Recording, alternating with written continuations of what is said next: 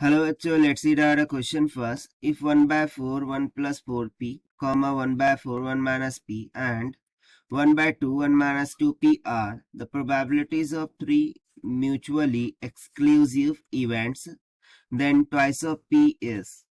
So basically यहाँ पर हमें तीन वैल्यूज दे रखी है, बोल रहा है कि ये प्रोबेबिलिटीज है थ्री म्यूचुअली एक्सक्लूसिव इवेंट्स के लिए.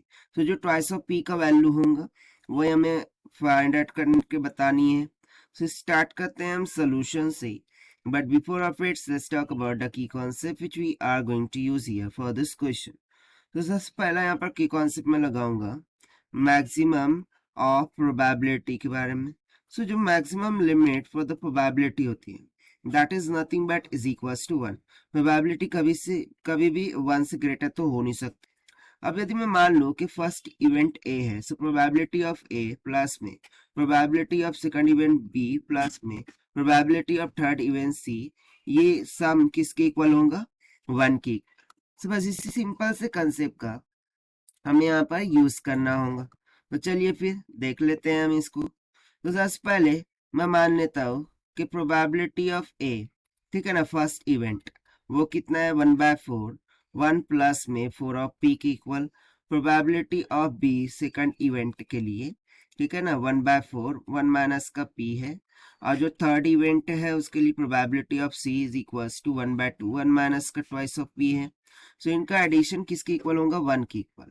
सो हम सिंपली बोल देंगे according to concept 1 by 4 into में 1 प्लस 4p प्लस में 1 by 4 इंटू में 1 माइनस का p प्लस में 1 by 2 1 माइनस 2p, ठीक है. ये सम इज इक्वल्स टू 1 के. अब इसको कर लेते हैं हम simplify.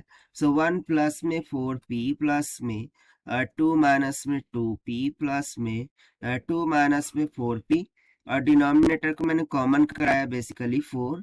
This is equals to 1 हो जाएगा. सो यहाँ से देखिए सिंपली माइनस का 4p प्लस का 4p हो गया कैंसल आउट.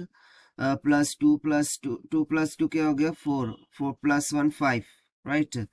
सो यहाँ से देखिए ये कितना हो जाएगा?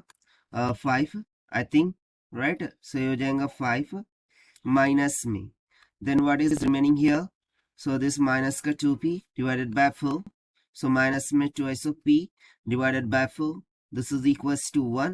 So 5 divided by 4 minus में p divided by 2. This is equals to 1. So ये हो जाएगा 5 by 4 minus 1 is equals to p divided by 2. So 4 1s are 4, 5 में से एक चला गया, 1 by 4 हो जाएगा. So 1 by 4 is equals to p by 2. 2 2s are 4, यानी कि p is equals to कितना आ जाएगा? 1 by 2 के इक्वल. अब अकॉर्डिंग टू क्वेश्चन में फाइंड क्या करना था? Value of twice of P. So from here से that the value of 2p will be equals to कितना हो जाएगा? 2 इंटू पी का वैल्यू 1 by 2. सो 2 से 2 हो गया cancel. It will comes out equals to 1 के equal. So this is the required answer for this question, जो कि हमने सॉल्व किया by using the concept of maximum probability equals to 1 and the sum of the probability is always equals to 1 की concept से. So this is the required solution. I hope you understood well. Best of luck. Thank you.